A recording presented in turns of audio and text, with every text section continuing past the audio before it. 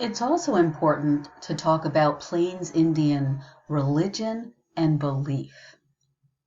And they believed that Wankantanka created everything. And Wankantanka roughly translates as the big holy or the big holiness or big medicine. And that Wankantanka created humans from the earth of the Black Hills, and that made the place very sacred. It was the actual place of creation, like the Garden of Eden on earth. So the Black Hills were like a big open air cathedral for all the Plains Indians. And people didn't actually live in the Black Hills, but that's where they went for big religious ceremonies. Or private religious ceremonies like going on a retreat, or where they buried their most sacred and important holy people or chiefs.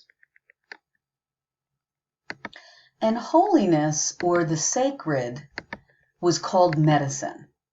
And they believed that everything that was alive, and things that even are not alive, has a bit of medicine in it. Think of everything having a little bit of life force in it.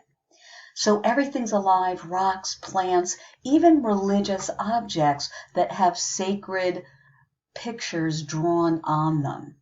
And we don't normally think of things like rocks alive, but rocks come from the earth, which is alive, and trees are alive, and the birds and the animals, and they all have that sacred power, that life power, that holy power in them. And so most Native Americans, especially Native Americans on the plains, also believed that anything that was alive could talk to you if you just prayed properly or listened carefully. And on the Thunderbird shield on the right, you see that holy power driven as wavy lines. And you could think of it as kind of like a halo in Christian art.